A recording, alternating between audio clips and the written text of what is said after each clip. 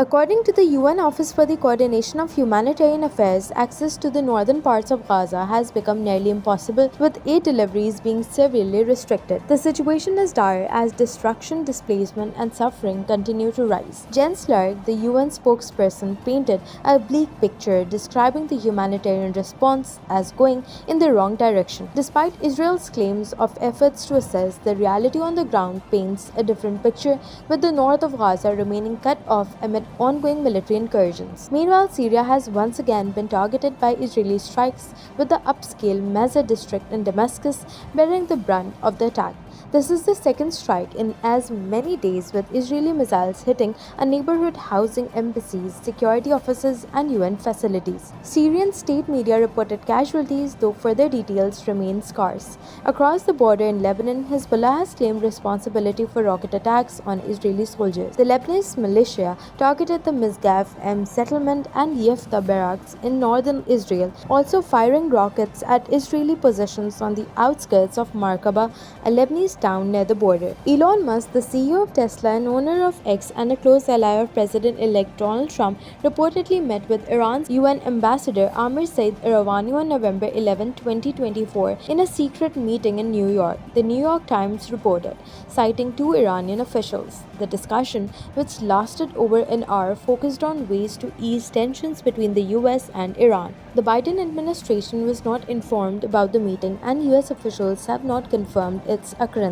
This meeting comes amid rising concerns over Iran's actions, including its increased uranium enrichment and support for militant groups, as well as speculation that Trump's second term could bring a tougher stance on Tehran. Musk also recently participated in a call with Trump and Ukrainian President Zelensky following the election.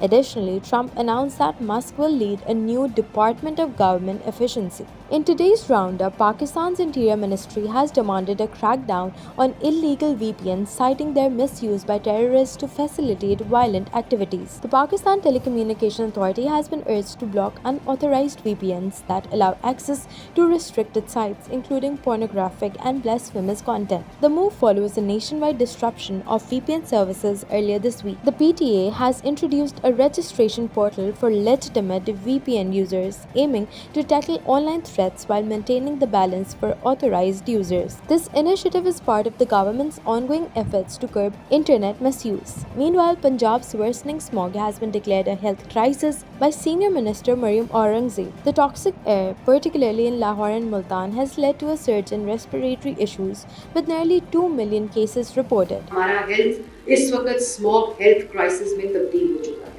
तो ये बात समझनी पड़ेगी और फिर civil society, NGOs, private organisations, एक तो मैं उनका शुक्रिया भी अदा करना चाहती हूँ कि हर तरफ से हमें तजावीज़ आ रही हैं, लेकिन मैं ये ज़रूर कहूँगी जिस तरह WWF ने लेटर लिखा है to the prime minister, because environmental council को प्राइम मिनिस्टर चेयर करते हैं, लेकिन मैं एक उसमें जितनी चीज़ें उन्होंने प्राइम मिनिस्टर को करने को कही हैं वो 8 माह से इस मिटिगेशन प्लान का हिस्सा हैं। The government has launched a long-term climate change policy to address the root causes, including pollution from transportation and agriculture.